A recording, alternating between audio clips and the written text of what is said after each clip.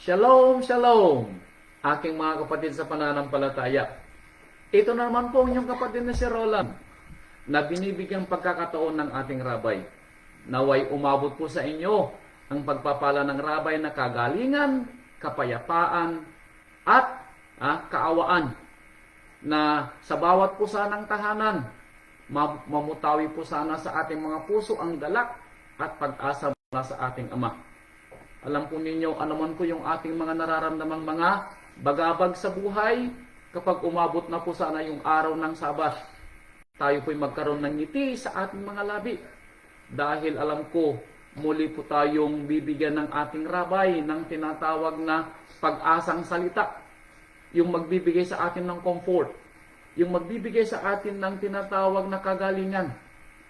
At maaasabi natin sa ating sarili na tayo po'y pinagpala ng Ama na makapagpahinga sa kanyang ikapitong araw at makapakinig at makapagbasa ng kanyang salita.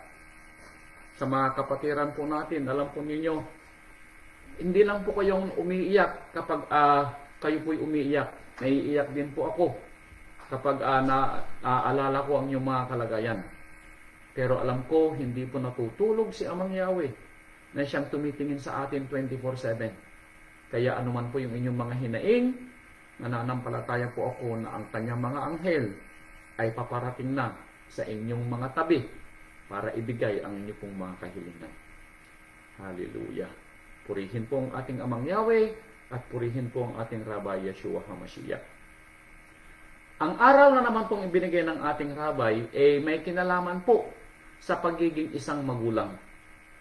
Alam po ninyo, bilang isang magulang, tayo po ay napili ng Ama para maging magulang ng ating mga anak. At tayo namang mga anak ay pinili ng Ama para tayo maging anak ng ating mga magulang. Kaya tayo po'y napakapalad kung tayo po ay matututong makinig sa salita ng Ama. Alam po ninyo, bilang isang mga magulang, ginagawa po natin yung ating mga sinasabing mga responsibilidad para magampanan po natin yung sinasabing pagiging isang mabuting magulang. At kung pwede nga lamang iakuin natin lahat ng mga mahihirap na pangyayari sa buhay para sa ating mga anak. Pero may mga pagkakataon na anuman po yung ating mga magawa sa ating mga anak, sometimes may nangyayaring sinasabing hindi natin kagustuhan. Sometimes, gaano man po yung kagustuhan nating mapabuti ang ating mga anak, may dumarating sa punto na sila yung nagdedesisyon sa kanilang mga sarili at sila yung napapariwara sa kanilang buhay. At kung dumarating yung puntong ganito, naitatanong natin sa ating sarili, saan tayo nagkulang? Saan tayo nagkamali sa pagpapalaki sa ating mga anak? At alam po ninyo, magmula po ng isang araw, tinatanong ko ng ating Ama kung ano ating iaaral. Pero wala pong dumarating. Then all of a sudden po kanina, habang ako po ay naglalagad sa school at papunta sa aking susunod na klase, at tinatanong ko pa rin siya sa aking isip kung anong aking i-discuss na aral ngayon sa araw pong ito. And then sinabi po niya, saan ako nagkulang? And then all of a sudden, ako ay natigilan para bang nagtatanong si Amang Yahweh sa atin, saan siya nagkulang ng pagbibigay sa atin ng pagpapala at pag-aaruga at pag-aalala. Bakit hindi natin mapanuto ang ating buhay? Kaya talasasin po natin mga kapatid ang aral na ibinigay ng ating Ama. At again, uulitin ko po, kung maapakan man po yung ating mga paa, ito po'y pangalawa ko na sa akin. Kaya kung kayo man po'y pangunang apat, tanggapin po natin na ito'y aral ng ating Ama sa pamamagitan ng ating Rabay Yeshua HaMashiach. Kaya kung kayo po'y handa na, kayo po'y kumuha ng maikling lapis. Dahil sabi nga natin, mas maigi ang maikling lapis kaysa sa mahabang memorya. Ano po? Now, bilang isang magulang, alam po natin ng ating Ama na si Amang Yahweh ay ang ating Ama at Elohim.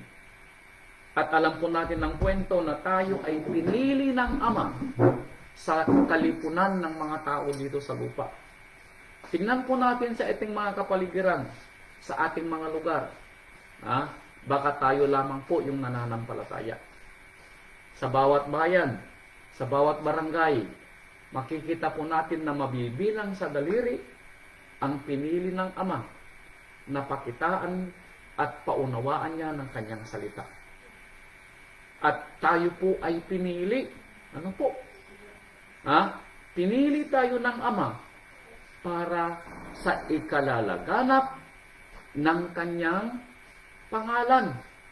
Para malaman ng buong sanlibutan kung gaano kadakila si Amang Yahweh sa kanyang pagmamahal sa atin. Kaya talasasin po natin ang ginawang pagpapagal ng Ama sa atin. And then at the end of the day, siya po'y nagtanong, saan ako nagkulang?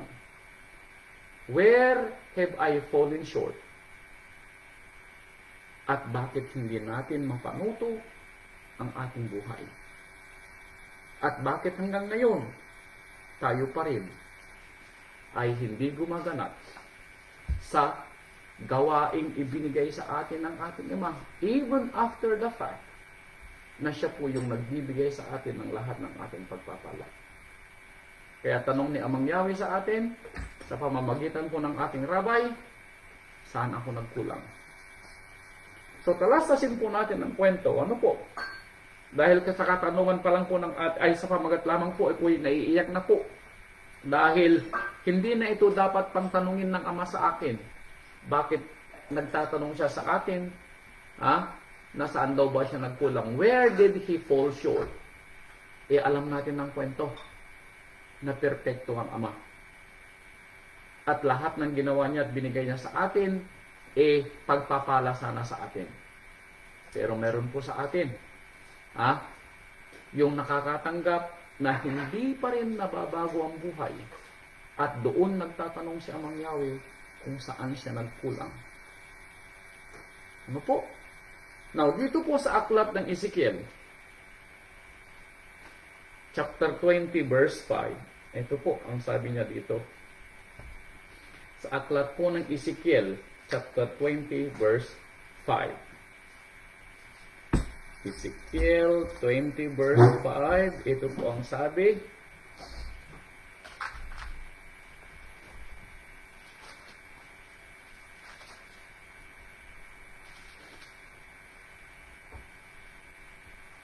Sabihin mo sa kanila, ganito ang sabi ni Yahweh Elohim, ng araw na aking piliin ng Israel, ng araw na piliin ka, kapatid, taas mo kamay mo, ng araw ng piliin tayo ni Amang Yahweh para manampalataya sa kanyang napakadakilang pangalan. Ng araw na piliin niya ang bayang Israel. Anong sabi niya?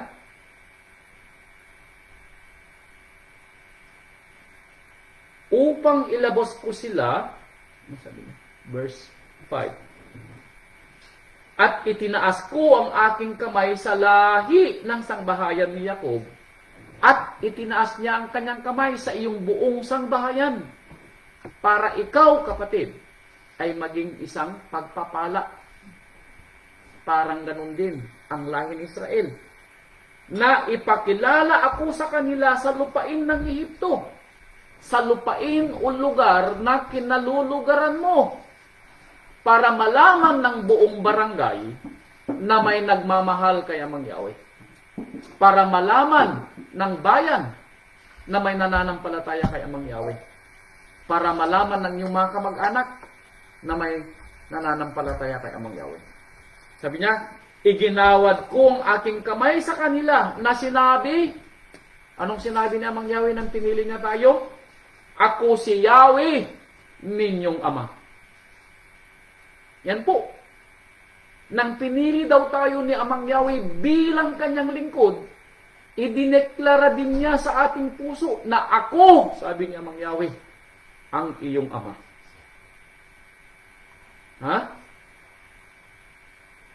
Siya po ang nagdeklara sa atin. At alam po natin ang ibig sabihin ng Ama.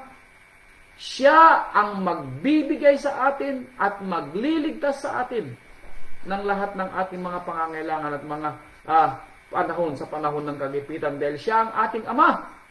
At dahil alam din natin na siya ang ating Elohim. Yan po yung pagkapili sa atin. At tayo po'y napakapalad dahil nang piliin niya po tayo sa kalipunan ng mga tao sa ating mga lugar.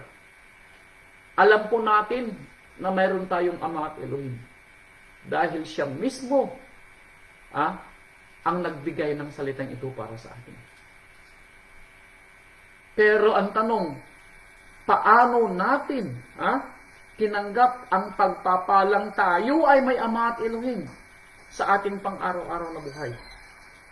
Paano natin tatanggapin ang ganitong pagpapala? At paano tayo mamumuhay ayon sa ibinibigay sa atin ng ating Ama na tinatawag niyang pagkapili niya sa atin? Tatalasisin po natin ano po. Dahil dito natin mapapatunayan yung mga bagay na ginawa na ng Ama para sa atin. At yung mga bagay na ibinigay na niyang pagpapala sa atin. Ang tanong, anong ginawa natin sa mga pagpapalang niyaon? Jeremias chapter 3 verse 19. Ito po.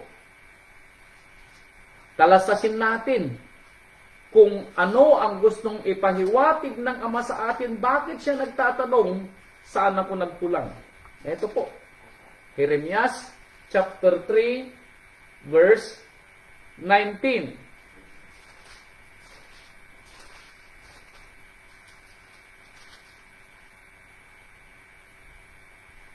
Sabi po niya rito, ngunit aking sinabi, si Amang Yahweh pa rin nagsasalita, paanong ilalagay kita, ikaw na pinili, sa gitna ng mga anak, at bibigyan kita ng masayang lupain, ng mainam na mana ng mga hukbo ng mga bansa.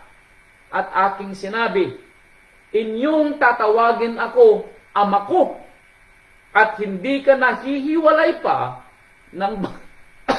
ng pagsunod sa akin. Now, ano pong sabi niya Mang Yahweh? Saan kita dadalhin na aking pinili? Sa gitna ng mga anak o sa gitna ng mga bansa. Ano sabi niya? Saan kita dadalhin? So that moment na pinili na tayo, nag-iisip na si Amang Yahweh kung saan tayo dadalhin. Ano sabi niya? Ika'y aking bibigyan ng masayang lupain at mainam na mana ng mga hukbo ng mga bansa. So yun po yung kaakibat ng pagkapili. Tayo daw po ay dadalhin niya sa masayang lupain na may masaganang mana, pero may kaakibat po yung kanyang paglalagay sa atin para sa ating buhay. Ano sabi niya? Ako'y iyong magiging Ama, tatawagin mo akong Ama, sabi niya, at hindi ka nahihiwalay pa ng pagsunod sa akin.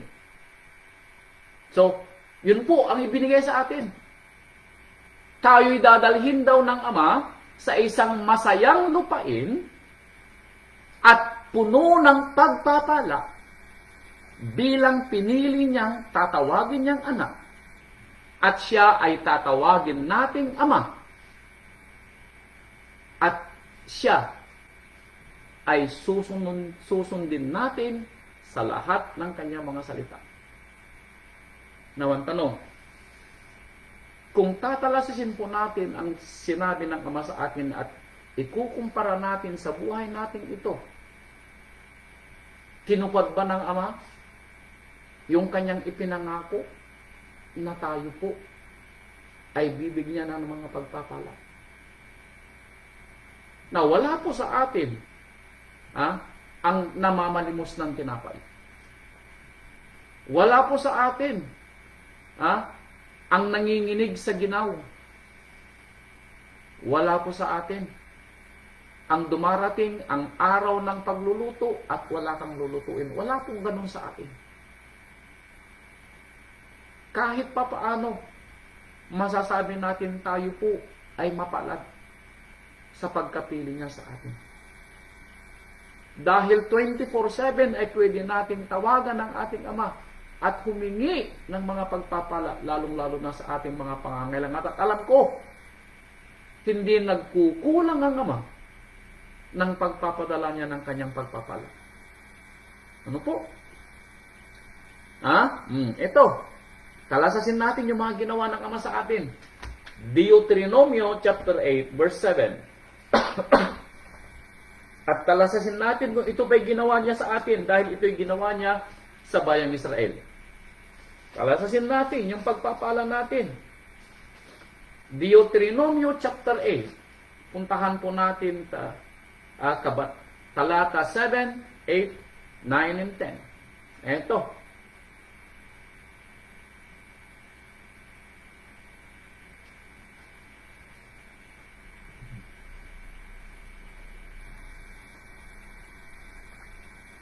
Sapagkat dinala ka ni Yahweh mong Ama sa isang mabuting lupain. Ayan. Pangako niya yan, di ba? Na lupain ng mga batis ng tubig, ng mga bukal at ng mga kalaliman, na bumubukal sa mga libis at mga bundok, meaning masaganang lupa. Lupain ng trigo at ng sibada, at ng puno ng ubas, at ng puno ng igos, at ng mga granada, lupain ng mga puno ng ulibo at ng pulot. Matabang lupa na may pagpapalang, pananim, at mga hayop na mapagpapastulan. Lupain na kakainan mo ng pinapay na di kapos. Ayan. Ulitin ko. Wala po akong narinig o natanggap na tawag na may kapatid na nagugutom. Hindi po tayo kinulang sa pagkain ng tinapay. Wala pong kinapos. Na walang magkukulang sa iyo roon. Lupain na ang mga bato ay bakal at ang kanyang mga burol ay makukunan mo ng tanso. Kakain ka at mabubusog ka. Tama? Lahat po tayo pinagpala. Lahat po tayo nakatira sa ating tahanan. Wala po sa inyo na kapag umulan, umuulan din ang bahay. Itaas ko ang aking kamay dahil panahon ko po yan. Kapag umulan, sigurado may uulan din sa loob ng aming bahay.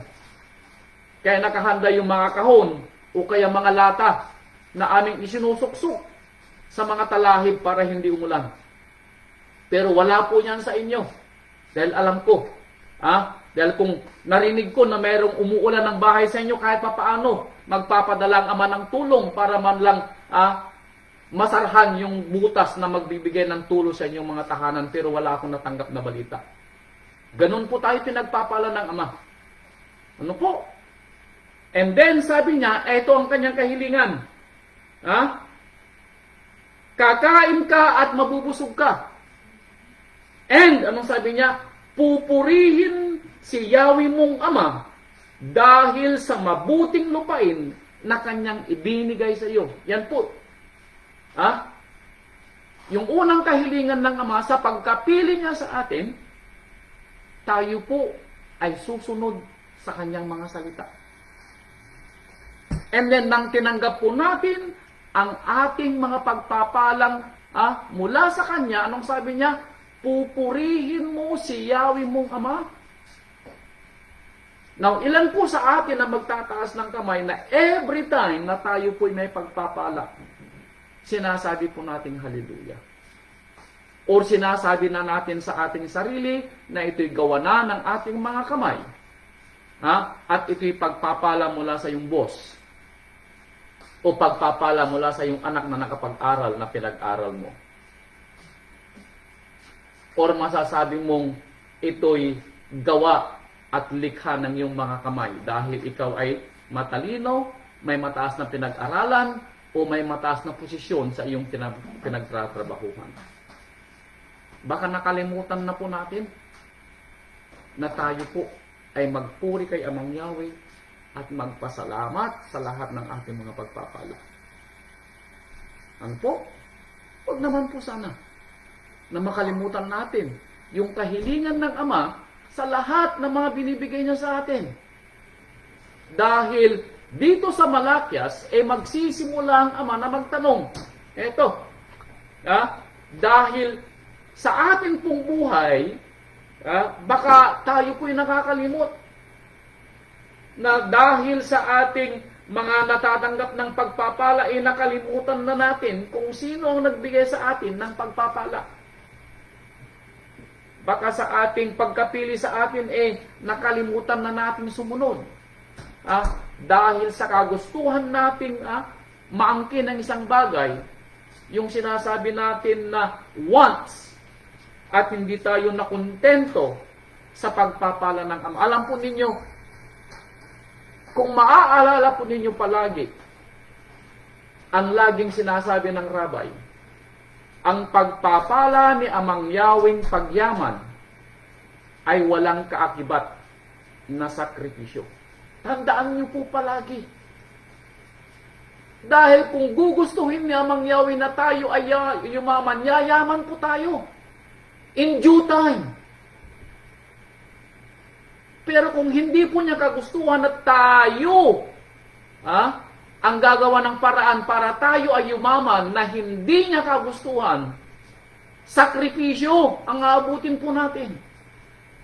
Tandaan po ninyo, hindi matatawarang sakripisyo ang gagawin natin sa ating sarili dahil para tayong kumuha ng bato na itinupukpok sa ating ulo.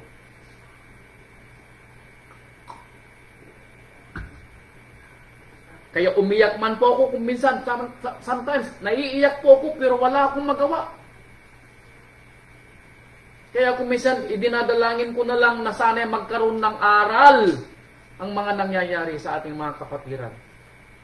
Sa mga naririnig ninyo na aral, matuto po sana tayo. Ano po? Yung aral nga natin, why you need to learn the hard way? Why? Sabi ng ating Ama. Bakit gusto mong matuto sa mahirap na pamamaraan? Itataas ko ang kamay ko. Alam po ninyo, sinasabi ko ang mga bagay na ito mula sa Rabay dahil ako mismo ay naranasan ko. I'm 52 years old. At marami akong mga naging pagkakamali sa buhay. Marami akong iyak na ginawa sa buhay. But I need to learn the hard way para siguro ako'y matuto. Kaya sinasabi namin ito sa inyo para sakaling matuto kayo in a better way. Not in the hard way. Ano po? Kaya itong katanungan uli ng ating Ama, saan ako nagkulang? Binigyan kita ng pagpapala, pinili kita. Ang hiniling ko lang sa iyo, sabi niya, ganapin mo ang aking mga salita at matuto kang magpasalamat at purihin ang aking pangalan sa lahat ng iyong pagpapala.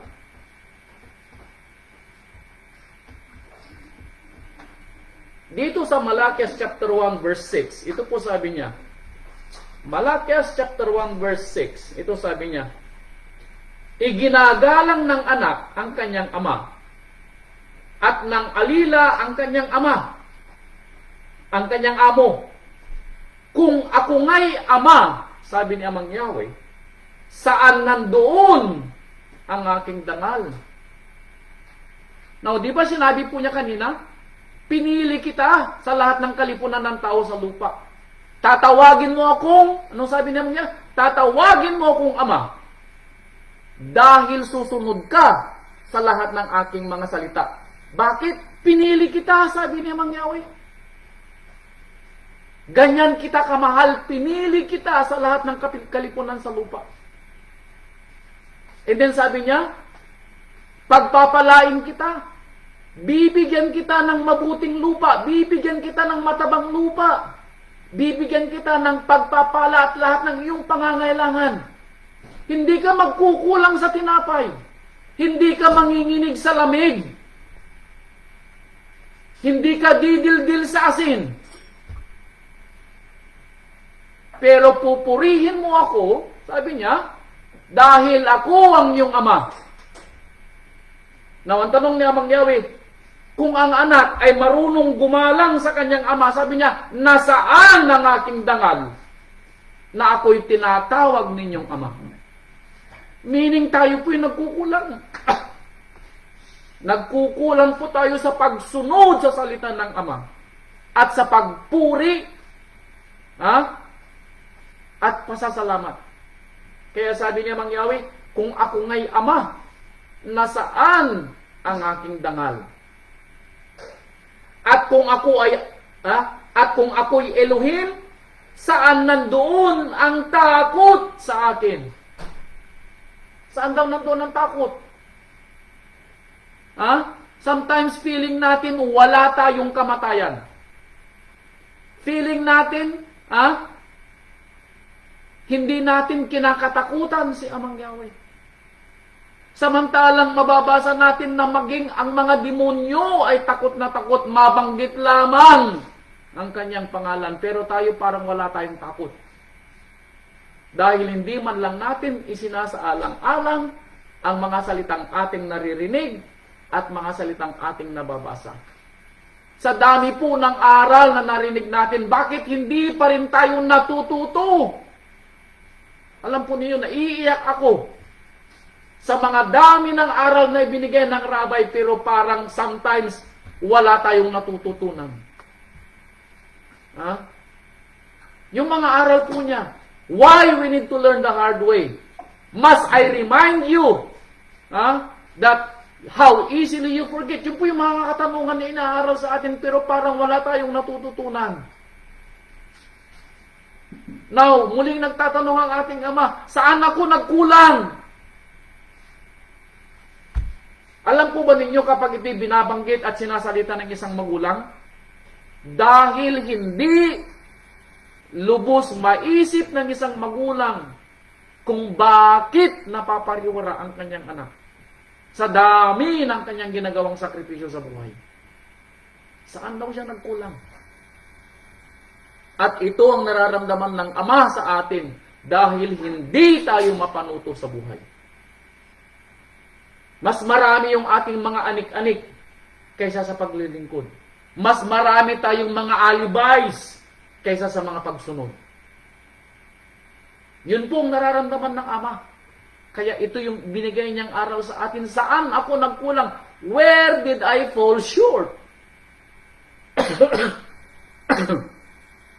Where did I fall short? Sabi ng ama.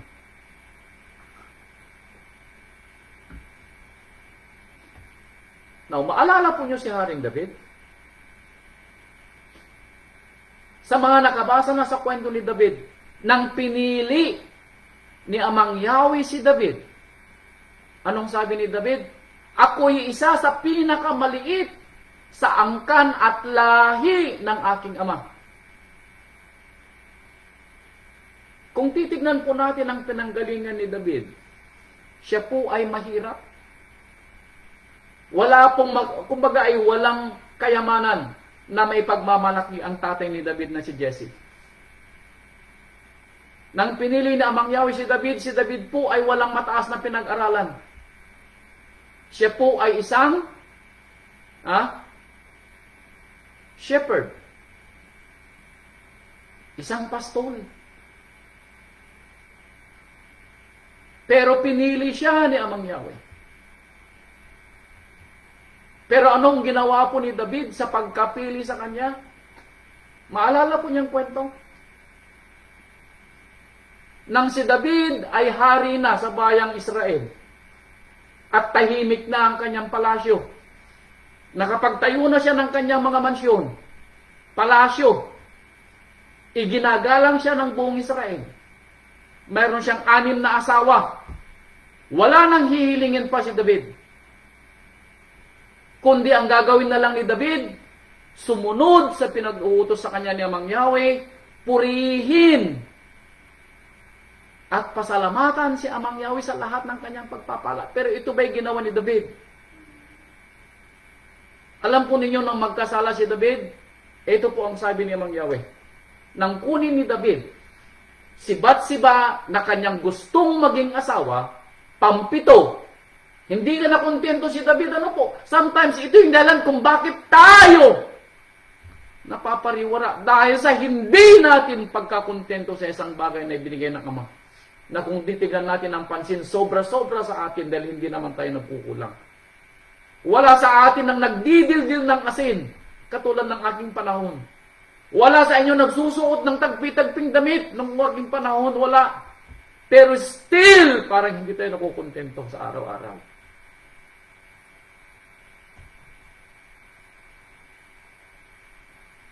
Ito po ang sabi ni Amang Yahweh kay David nung siya po'y magkasala. Pangalawang Samuel, chapter 12.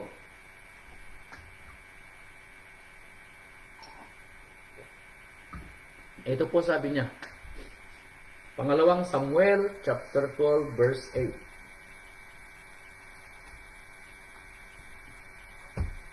Matatalasas natin yung hinanakit ni Amang Yahweh kay David dahil sa kanyang pagkakasala. Ito po sabi ni Amang Yahweh kay David sa pamamagitan ni Propeta Nathan.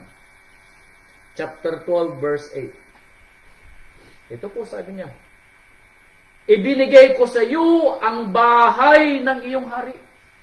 Totoo. Ang palasyo at mga pag-aari ni Saul bilang hari ng Israel ay ibinigay kay David. Hindi ito ipinatayo ni David. Minana ni David nang wala siyang pawis. Ibinigay ni Amang Yahweh dahil sa pagkapili niya sa kanya bilang isang hari. At ang mga asawa ng iyong hari sa iyong sinapupunan, it's true. 6 ang naging asawa ni David nung siya naghari. Now, saan nagkulang si Amang Yahweh kay David? At siya pa rin ay nagkasala. Yan ang tissue, darling. Saan nagkulang si Amang Yahweh? Kaya sabi niya rito,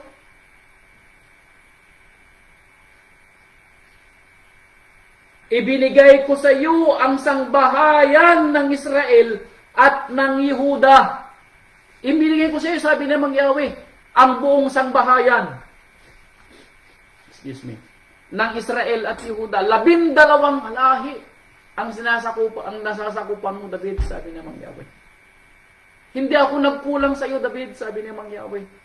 Pinagpala kita sa pag-aaring kayamanan, material, pinagpala kita sa mga asawa, pinagpala kita sa lahat ng mga paraan.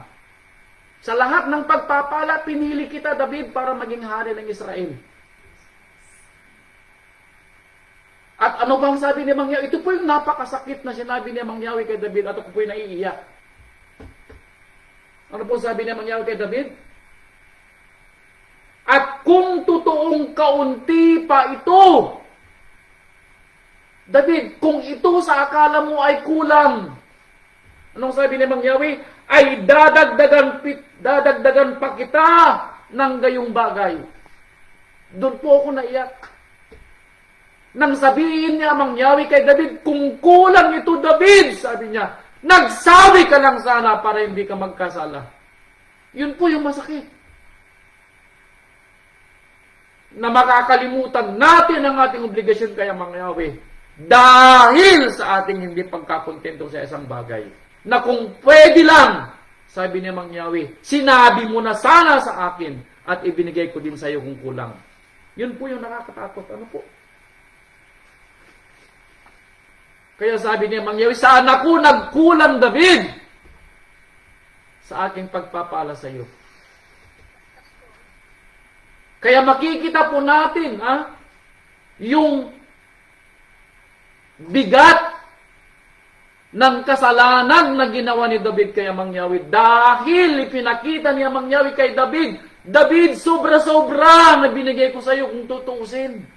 And still, sabi ni Amang Yahweh, nakalimot ka sa aking salita. Nakalimot ka sa pagpapasalamat para bang hinulang mo ang aking pagpapala.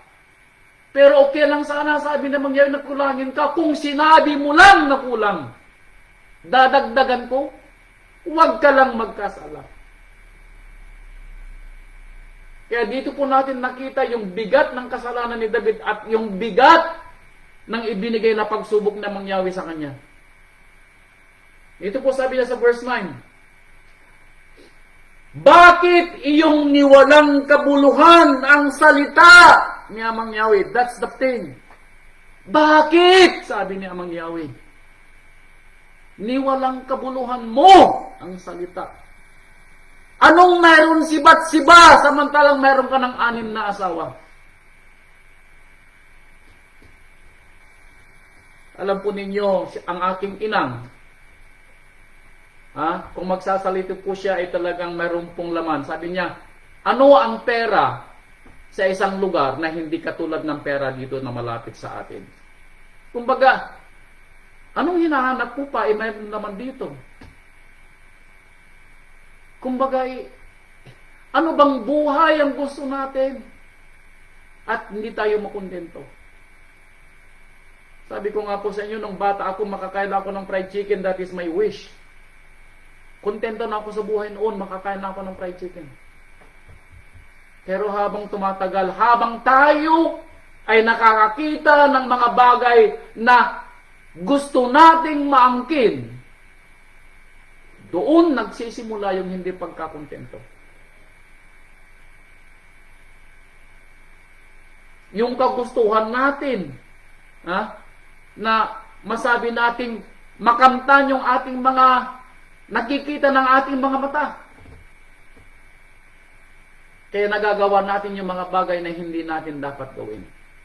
Kaya sabi ni Mangyawi kay David, bakit, David, niwalang kabuluhan mo ang salita ni Amang Yahweh? Kaya sabi niya rito, iyong ginawa ang masama sa kanyang paningin. Iyong sinugatan ng tabak si Uriah na Hititeo at kinuha mo ang kanyang asawa at pinatay siya sa tabak.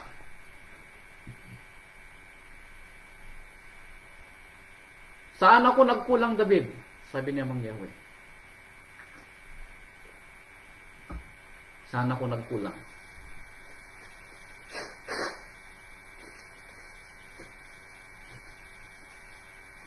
Alam po ninyo,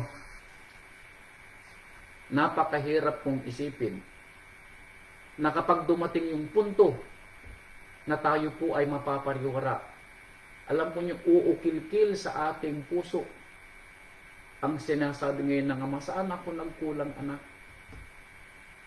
At bakit ganitong ginawa mo sa boy? Alam niyo po, sabi ko nga, pag dumarating yung punto na tayo po'y gumawa ng isang bagay at tayo kumuha ng bato na ipupukpok sa ating sarili, hindi po natin pwedeng sabihin na ito'y dahil kay Amang Yahweh. O sasabihin natin kagustuhan ni Amang Yahweh. Tayo po ang may kagustuhan. Ang ginagawa na lamang po sa ating pangunawa ni Amang Yahweh ay kalmantihin ang puso natin at gawing mas, kumbaga ikabubuti mo at the end of the day dahil gagawin niyang aral ang nangyayari sa iyo. Pero in the first place, hindi po natin, kumbaga hindi na dapat na mangyari. Pero ginusto natin. Kumbaga I wish, sabi nga, anong sabi naman niya kay David? I wish sinabi mo lang sana nung una para hindi ka na magkasala. Now, hindi po kagustuhan ni Amang Yahweh yung nangyari kay David. Si David po ang pumili. Kumuha po siya ng bato na ipupukpok sa kanyang ulo. Ano po? Now, talasasin po natin ang kwento dito sa Ezekiel para maunawaan po natin kung bakit ganun na lamang ang hikbi ni Amang Yahweh kay David nung siya po'y nagkasala. Ito po, ipaparamdam sa atin ng ating Ama yung pagkapili niya sa atin sa lahat ng mga nilikha. Ezekiel chapter 16 verse 8. Ito po sabi niya, ikukwento po ng Ama kung ano po yung kalagayan natin bago po niya tayo mapili. at nang piliin niya po tayo, at nang tayo po ipagpalain niya, and then after that, after all the things that He had done, nakalimutan pa rin natin siya. Ito po, Ezekiel chapter 16, verse 8. Nang ako nga'y magdaan sa tabi mo, at tumingin sa iyo, narito, ang iyong panahon ay panahon ng pag-ibig, at aking iniladlad ang aking balabal sa iyo, at tinakpan ko ang iyong kahubaran. Anong sabi niya Mang Yahweh? Nang makita kita, sabi niya, ikaw ay hubad. Meaning, wala kang righteousness. Wala kang dangal na makikita.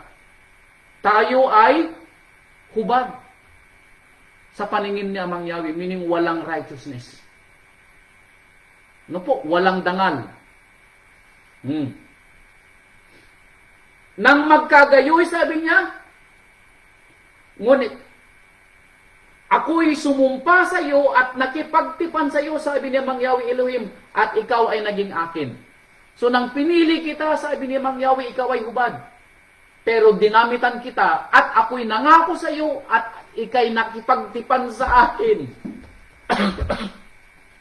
Nakipagtipan ka sa akin, sabi ni Mang Yahweh. Dahil doon, ikaw ay akin. Tama po ba? Yes. Nang pinili po natin na gawin natin si Amang Yahweh, ang ating Ama at Elohim. Anong nangyari? Nang magkagayon, kita'y pinaliguan ko ng tubig. Nilinis na mainam ang yung dugo at pinahiram kita ng langis. Ito na yung nangyayari sa atin noong after na pinili natin si Amang Yahweh. Sinimulan niya na tayong bihisan, arugain, kalingain. Binihisan din naman kita nangyaring may burda at sinapatusan kita ng balat ng kambing.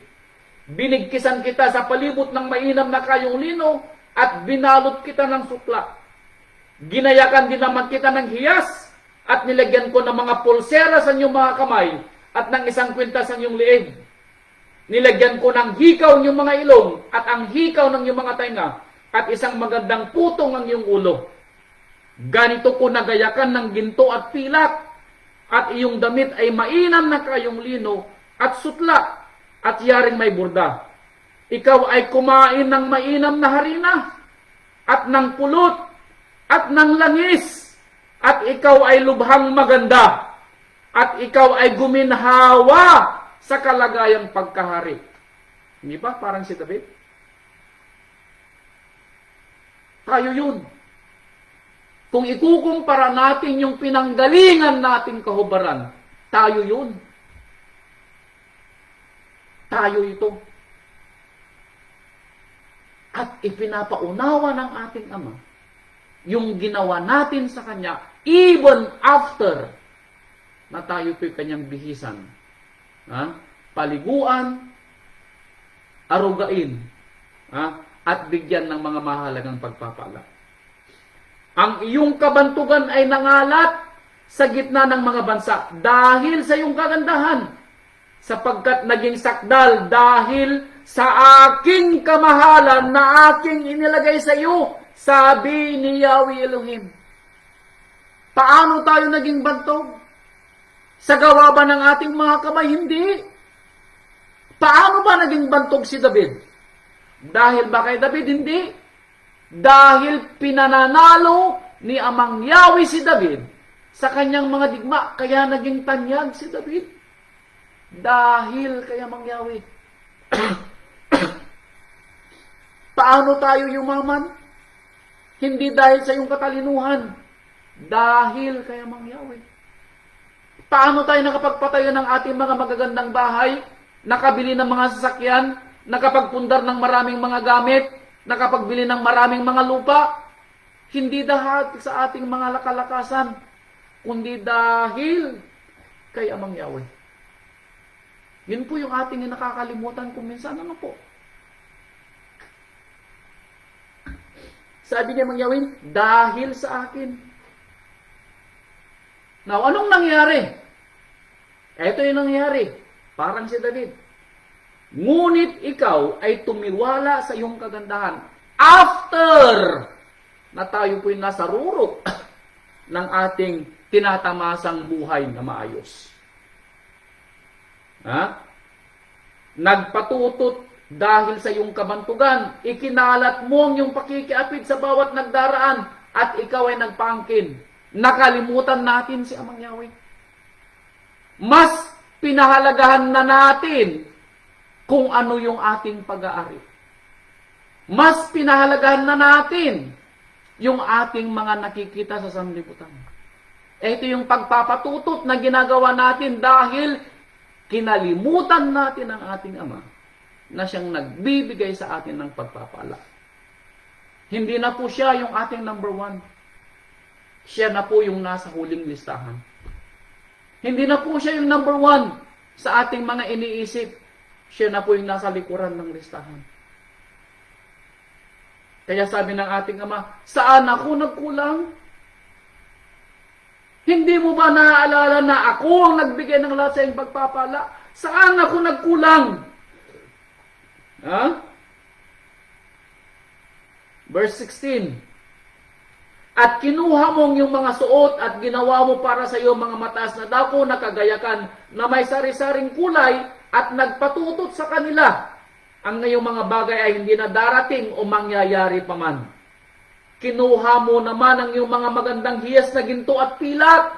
Yung mga binigay ko sa iyo, sabi niya Mang Yahweh, na aking ibinigay sa iyo. At ginawa mo sa iyong mga larawan ng mga tao at iyong ipinagpapatutot sa kanila. Pero ibinigay mo sa iba ang aking pagpapala. Inuna mo sa iyong sinasabing mas gusto mong gawin kaysa sa salita ni Amang Yahweh. Dito ipinagawa mo ng ribulto. Pero sa ating panahon, ibinili natin ng ating mga anik-anik na gusto nating maangkin sa ating buhay, hindi sa gawaing ibinigay sa atin ni Amang Yahweh. Now, makikita po natin yung sinasabi natin gustong ipaunawa ng Ama na ginawa ng bayang Israel, parang nung katulad ng ginawa po ni David. Ako nagbigay na sa iyo ng mga ginto. Ako nagbigay sa iyo ng mga pilag, pero nung sabi ni Mang Yahweh, saan ako nagkulang? Bakit ito'y hindi mo ginamit sa pagpapalago at pagpapalaganap ng aking pangalan? Hindi po ba yun ang kanyang kagustuhan? Nasundin ang kanyang mga salita? Ang aking tinapay naman na aking ibinigay sa iyo, mainam na harina at langis at pulot na aking ipinakain sa iyo. Ano sabi niya? Iyong inilagay sa mga harap nila na pinakasarap na amoy, at ganito nangyari, sabi ni Amang Yahweh Elohim.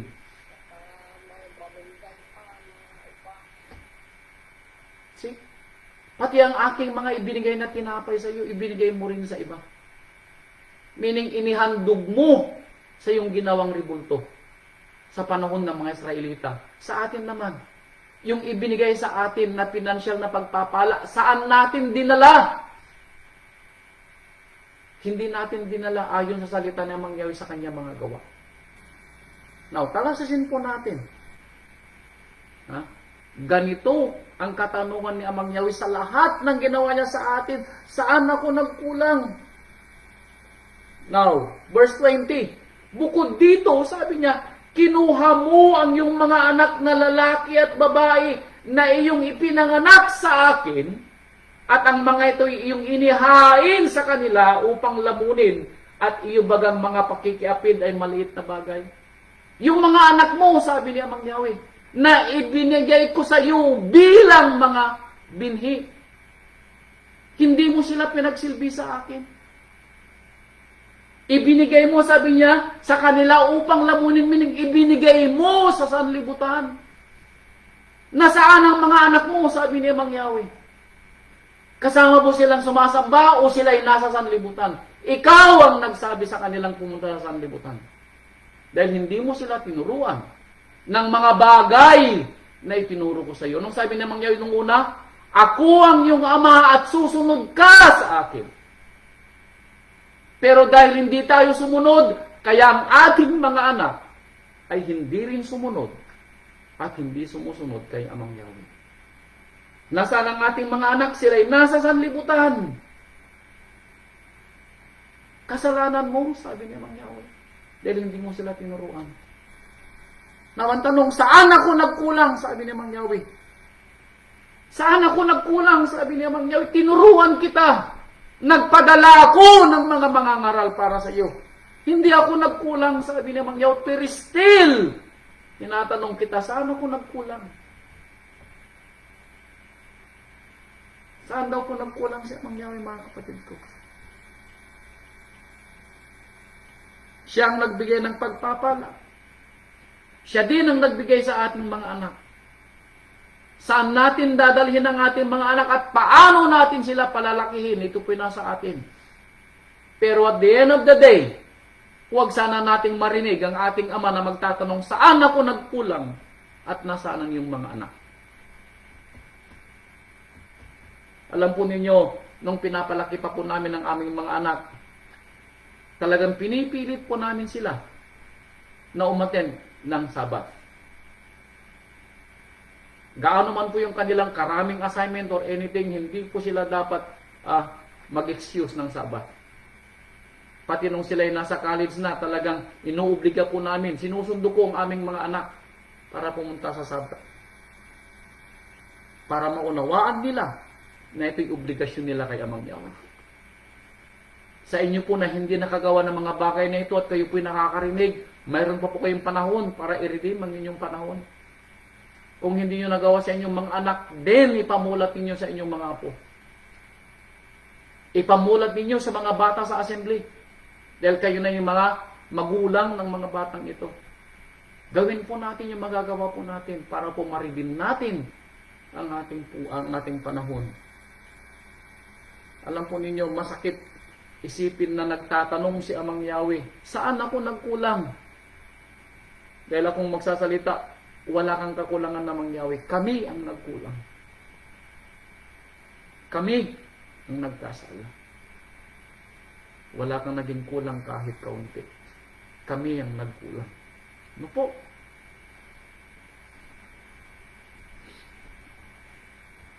Verse 22.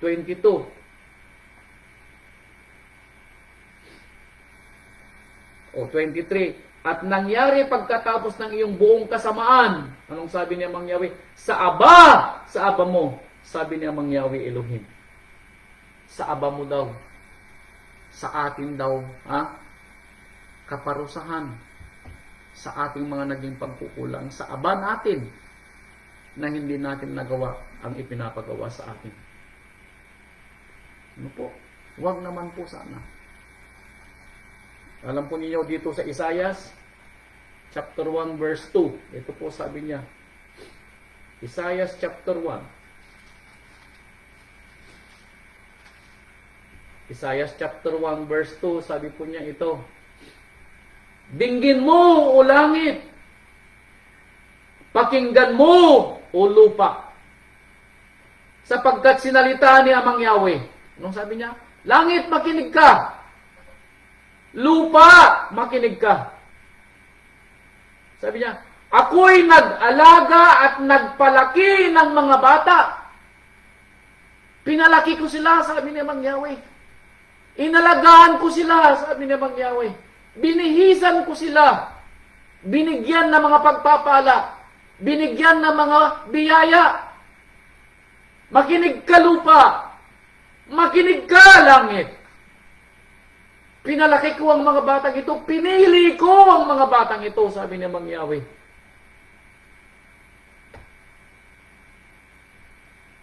At sila'y nang himagsik laban sa akin.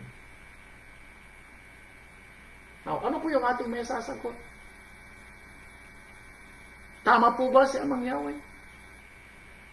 Para magsermon at sabihin sa langit at sa lupa na makinig tungkol sa kanyang pinili na pinalaki, binihisan, inaruga, pinakain, ibinigay ang lahat ng pagpapala. And then at the end of the day, anong ginawa ng kanyang piniling anak? Anong ginawa ng kanyang piniling bata na pinalaki? Nang himagsik sila sa akin. Ano po yung ating masasabi sa sermon ni Amang Yahweh? Bakit? Dahil hindi tayo nakontento sa ibinibigay na pagpapala sa atin. Parang it is not enough.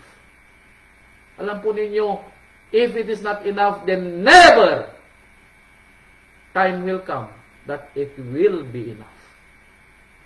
Tandaan po niyo palagi. Kung hindi kontento ang pagpapalang nanggagaling kay Amang Yahweh, kung hindi sapat, kailanman po ay hindi magiging sapat. Lagi tayong magsasabi, it is always greener on the other side. Sasabihin po natin, laging may sobra at mas maganda sa kabilang ibayo. Nakikilala ng baka ang kanyang amo. Now, saan tayo kinukumpara ni Amang Yahweh? Sa baka. No, hindi tayo kinukumpara sa baka dahil yung baka marunong kumilala ng kanyang amo. Hindi tayo baka dahil yung baka, mas mabuti pa yung baka kumikilala sa amo. Ang asno, kinikilala ang pasabsaban ng kanyang amo. Hindi rin tayo mas mabuti sa asno. Dahil yung baka marunong kumilala sa amo, yung asno marunong kumilala sa pasabsaban ng kanyang amo. Pero tayo, nasabi niya, pero ngunit ang bayang Israel ay hindi nakakakikilala. Ang bayan ko ay hindi gumugunita. Pero ang aking piniling lingkod, ako'y hindi kinikilala.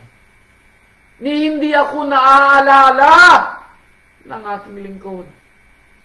Mabuti pa yung baka. Mabuti pa yung asno. Pero ang lingkod ko hindi marunong kumilala. Napakadali niyang lumimot. Saan ako nagkulang? Yun pong katanungan ng Ama. Saan ako nagkulang? At bakit napariwara ang aking lingkod? Saan ako nagkulang?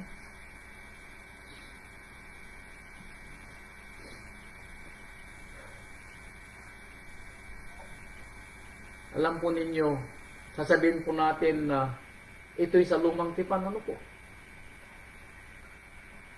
Sa lumang tipan po, nakita po natin yung pagpapala ng Ama. At nakita natin yung ginawa niyang sakripisyo sa bayan Israel para kumilala. Now, natapos ba sa lumang tipan ang sakripisyo ng Ama? Hindi po. Dahil kung titingnan po natin sa bagong tipan, abay, mas malala po ang sakripisyong ginawa ng Ama. Mas malaki. Dahil sa lumang tipan, hindi po nagbubo ng dugo ang ating Ama. Pero sa bagong tipan na sinasabi nating bago, makikita natin ang higit at lubos na pagpapalang iginawad ng Ama sa atin. And still, ang katanungan, saan ako nagkulang? Ito po. Maalala po ninyo ang sinasalita sa John chapter 3 verse 16? At gayon na lamang ang pagsinta ni Amang Yahweh sa sanlibutan. At ibinigay niya ang kanyang bugtong na anak upang ang sinumang sumampalataya ay magkaroon ng buhay na walang hanggan at nang hindi mapahamak. Alam po natin yung kwento, ano po? Pero ito po'y narinig ba ng bayang Israel kung saan sila yung unang kwento kung bakit bumaba sa lupa ang ating rabay at mamatay sa tulos? Alam po nila yung kwento? Now, dito po sa Mateo chapter 23, ito po. Mateo chapter 23, verse 37. Ito po ang sabi niya. Mateo 23, verse 37. Ito po sabi niya. Mateo 23, verse 37. Ito po ang sabi ng rabbi sa bayang Israel na siyang dahilan kung bakit bumaba siya dito sa lupa. 23:37. Sabi po niya, O Jerusalem! Jerusalem! Na pumapatay sa mga propeta at bumabato sa mga sinusugo sa kanya, makailang inibig kong tipunin ng iyong mga anak. Anong sabi ng ating rabbi? Makailan kong inibig na tipunin mula pa sa lumang tipan. Sabi ng ating rabbi. Hindi lang dito sa luma, kundi noon pa man sa bago. Ilang ulit na kitang sinubukang tipunin. Ilang ulit na akong nagpadala sa iyo ng mga propeta, ng mga lingkod. Pero sila'y pinapatay mo. Ilang ulit kong sinikap na tipunin ang iyong mga anak na gaya ng pagtitipon ng inahing manok sa kanyang mga sisiw, sa ilalim ng kanyang mga pakpak. Ilang ulit kong sinubukan, sabi ng rabbi. Pero anong sinabi mo, Israel? Sabi ng rabbi, ay ayaw mo. Umayaw ka. Umayaw ka, sabi ng rabbi. Saan ako nagkulang? Bagamat ilang ulit kong sinubukang tipunin ang iyong mga anak, pero ayaw mo. Saan ako nagkulang? Sabi ng Ama. Lucas chapter 19 verse 41. Ito po ang nangyari. Makikita po natin yung pagmamahal ng Ama sa pamamagitan ng ating rabbi kung ilang ulit ngang sinubukan niyang tipunin ang bayang Israel at ilayo sa pagkasira. Lucas 19 verse 41. Ito po. 1941.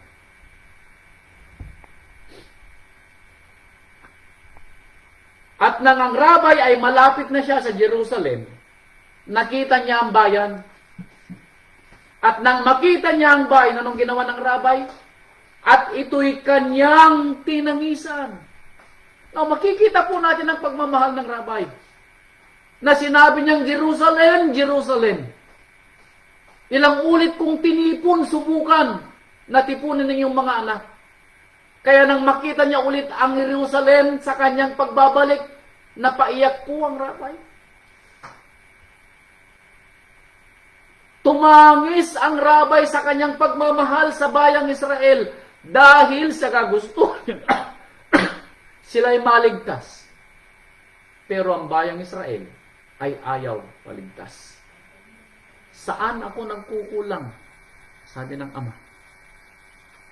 Verse 43, sabi niya, sapagkat darating sa iyo ang mga araw, nababakuran ka ng kuta ng mga kaaway mo at kukubkubin ka at gigipitin ka sa magkabi-kabila at ilulugso ka sa lupa at ang mga anak mo na nasa loob mo at sa iyo'y hindi sila mag-iiwan ng bato sa ibabaw ng kapwa bato. Bakit? Sapagkat hindi mo nakilala ang panahon ng sa iyo'y pagdalaw. Hindi daw po nakilala ng bayang Israel ang pagbisita ng dalaw ng Ama. At paano natin ito ihahalin tulad sa ating panahon? Kapag naririnig po natin ang aral na ito ng rabbi, here he comes. Ito na yung kanyang dalaw. Now, kilalanin natin ang dalaw ng rabbi para hindi tayo magaya sa bayang Israel. na tinignan ng rabay ang kanyang pagkabagsak at pagkasira dahil hindi nakilala ng Jerusalem ang pagdating ng rabay at ang kanyang pagliligtas. Kaya kung naririnig po natin ang kwentong ito ng rabay, may panahon pa po tayo na baguhin natin ang kwento ng ating buhay. Sagutin natin ang katanungan ng Ama, saan ako nagkulang? Tayo po ang sasagot bago po mahuli ang lahat. Ito po yung panahon at oras ng pagdalaw ng ating rabay. At sabi niya, sana'y makilala natin na hindi tayo tumulad sa bayang Israel, na hindi kinilala ang araw at panahon ng kanilang pagbisita. Kaya sabi dito sa Isaiah chapter 64, ito ang sabi. Isaiah chapter 64, verse 9. Huwag kang lughang mapuot, o Amang Yahweh. Ito dapat ang ating panalangin. Sa ating pagkukulang, sa ating hindi pagkakontento, sa ating pagkahumaling sa ating mga anik-anik. Yung ating inuuna ang lahat maliban sa Ama. Ito dapat yung ating panalangin. Huwag, anong sabi niya, verse 9? Huwag kang lubhang mapuot, o Amang Yahweh. O malalaman ng kasamaan ng magpakailanman. Narito, tignan mo, isinasamo namin sa iyo, kaming lahat ay iyong bayan. Ganito dapat yung ating panalangin, mga kapatid. Na kapag narinig natin ang araw na ito ng rabay, mayroon tayong bukas na pusong pagsisisi sa ating mga nagawang pagkukulang. Hindi pa po huli ang lahat. Naririnig pa po natin ang salita ng rabay. Hindi pa po natin itiniklop ang ating mga mata. Hindi pa po natin ibinigay yung tuwalya na we give up. May panahon pa po. May araw pa na pwede nating baguhin ang ating gawin. Ayaw po ng Ama na mapaniwara po tayo sa ating buhay. Ayaw po ng Ama na tayo po'y umiiyak sa ating sakripisyo. Huwag po nating sayangin ang panahon. Ano po? Ipanalangin po natin na bigyan tayo ng Ama ng panahon para i-redeem ang ating buhay. Sabi po dito sa Deuteronomio chapter 32, Devarim chapter 32 verse 6. 32 verse 6, sabi niya, ganyan ba ninyo ginaganti si Amang Yahweh? Umangmang na bayan at hindi pantas? Now, tayo po'y mag-isip kung paano natin gagantihan ang kabutihan ni Amang Yahweh. Ganito daw ba natin gagantihan ng Ama? Na hindi natin kikilalanin ang kanyang pagpapala. Ganito ba natin gagantihin ang nag-aragwa sa atin, ang nagbihis sa atin, ang nagbigay sa atin ng ating mga ginto at pilak, ang nagbigay sa atin ng pagpapala para makapagpundar ng mga gamit, ang nagbigay sa atin ng pagpapala para makamit natin ang ating mga pangarap sa buhay. Ganito daw ba natin gagantihan ng Ama? Natatalikuran natin ang ating paglilingkod dahil inuuna natin ang ating mga tinatawag na anik-anik at mga wants sa buhay. Saan daw nagkulang ang Ama? At ang tanong ni Moses, ganito ba ninyo gagantihin ang Ama? Hindi ba siya ang iyong Ama na tumatangkilik sa iyo? Now, ipinapaulit ni Moses, hindi ba siya ang iyong Ama na pumili sa iyo? Hindi ba siya ang iyong Elohim na nagpala sa iyo? Hindi ba siya ang iyong Ama na dapat mong pasalamatan at purihin? Ito bang igaganti mo? Sabi ni Moses. sabi ni Moses. Alalahanin mo ang mga araw ng una. Balikan mo ang iyong unang pag-ibig. Go back to your first love. Nung unang araw na makilala mo si Amang Yahweh, nung unang araw na pagpalain ka ni Amang Yahweh na pinili ka, balikan mo yung araw na puro ang pagmamahal natin kay Amang Yahweh. Yung walang halong pakikiapid sa iba. Yung siya lang ang lagi mong iniisip na una. Yung siya lang yung lagi mong iniisip na paglilingkuran. Go back to the first love. Bumalik ka sa una. Isipin mo ang mga taon ng lahit-lahi. Itanong mo sa iyong ama at kanyang ibabalita sa iyo, sa iyong mga matanda at kanilang sasaysayin sa iyo. Balikan mo. Yung una, magtanong ka sa mga matatanda kung paano ka inarugan ni Amang Yahweh. Magtanong ka sa mga tao nung una kung paano ka binihisan ni Amang Yahweh. Ipapaalala nila sa iyo kung gaano ang pagpapalang ibinigay ni Amang Yahweh sa iyo. Kapatid ko, hindi po nagkulang si Amang Yahweh. Wala po siyang kakulangan ni konti. Tayo po ang nagkamalit nagkulang. Ano po? Huwag po nating hintayin na tayo po ay kalimutan ni Amang Yahweh at punin ang lahat niyang pagpapala. Ano po? Anong sabi niya? Pangalawang Chronicles chapter 7 verse 16. Ito'y paborito ni kapatid na Carlito.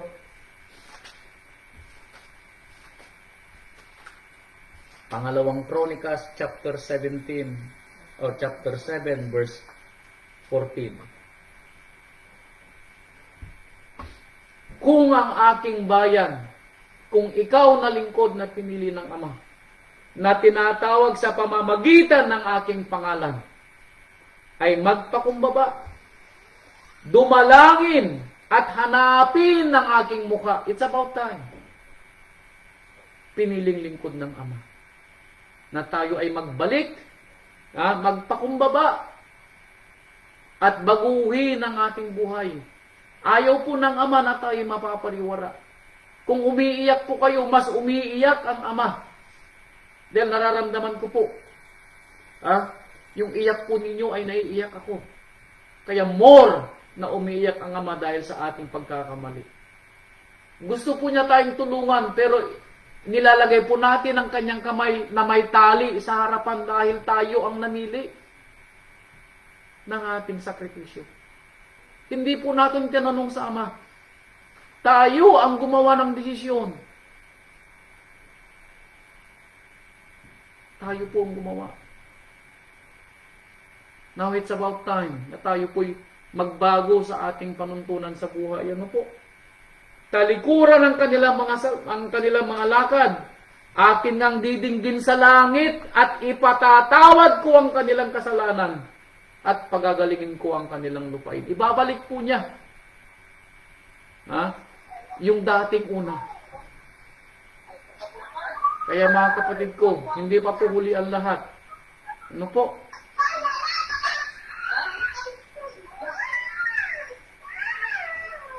Hindi pa po huli ang lahat. Pangalawang Korinto, chapter 6.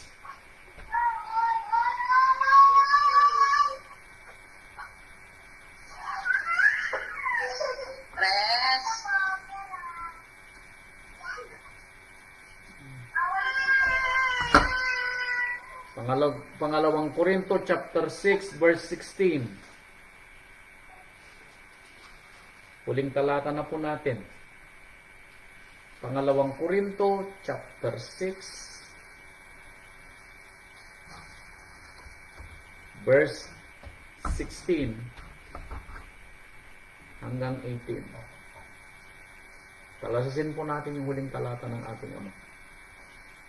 16, sabi niya, anong pakikipagkaisa mayroon ang templo ng Ama sa mga imahe?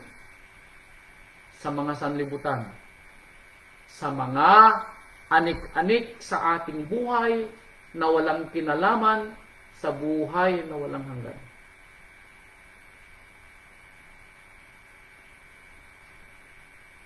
Sapagkat tayo'y templo ng Ama na buhay. Gaya ng sabi ng Ama, mananahan ako sa kanila at lalakad ako sa kanila at ako'y kanilang magiging Ama at sila'y magiging aking bayan. Siya ang ating Ama. Si Amang Yahweh mismo ang nagsabi, ako ang inyong Ama. Bumalik kayo sa inyong unang pag-ibig. Kaya nga magsialis kayo sa kanila at magsihiwalay kayo. Alin ang pinahihiwalay sa atin? Sa ating mga gusto na higit kaysa kay Amang Yahweh. Sa ating mga pangarap na higit kaysa kay Amang Yahweh. Sa ating mga saloobin ng higit kaysa kay Amang Yahweh. Sa ating mga iniisip ng higit kaysa Amang Yahweh. Magsialis kayo, sabi niya. Hindi ito makakabuti sa inyo. Hindi ito magbibigay ng buhay na walang hanggan sa inyo.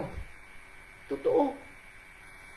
Kung ang takot natin kay Amang Yahweh ay andoon, at kung nananampalataya tayo na may buhay na walang hanggan, bakit tayo gumagawa ng mga anik-anik sa buhay na walang kinalaman sa buhay na walang hanggan? Bakit tayo nagsasakripisyo sa mga bagay na walang, anong tinatawag nun?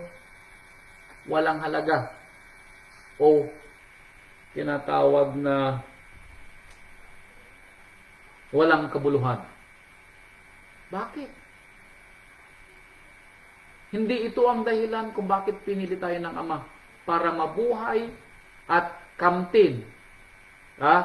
Magtrabaho ng 24/7 sa mga bagay na walang kabuluhan. Hindi po tayo ginawa ng Ama at pinili ng Ama dahil sa ganitong mga bagay. Pinili po niya tayo para sumunod sa Kanya, purihin siya, pasalamatan siya, at gawin ang Kanyang kautusan. Yun po ang pinapautos sa atin. Other than that, dapat po sila, yung mga other than that, sila po dapat yung mga number 2, number 3, number 4. At si Amang Yahweh po sana palagi ang number 1. Pero hindi po nangyayari. Ano po? Nasa likuran sa listahan si Amang Yahweh. Nasa unahan yung ating mga pangarap sa buhay. Yung mga gusto natin sa buhay, yung mga anik-anik natin sa buhay. Na kung titingnan natin mabuti, walang kinalaman sa ating buhay na walang hanggan. Kaya saan magsialis kayo sa kanila, huwag kayong magsihipo ng mga bagay na marumi at kayo'y aking tatanggapin. Huwag kayong gumawa ng mga bagay na marumi. Huwag kayong gumawa ng mga bagay na ikasisira ng inyong pananampalataya o ikahihina ng inyong pananampalataya. At ako sa inyo'y magiging Ama at sa akin kayo magiging mga anak na lalaki at babae, sabi niya Amang Yahweh na makapangyarihan sa lahat. Ilayo ninyong yung sarili sa ganitong mga bagay, sabi ng Ama.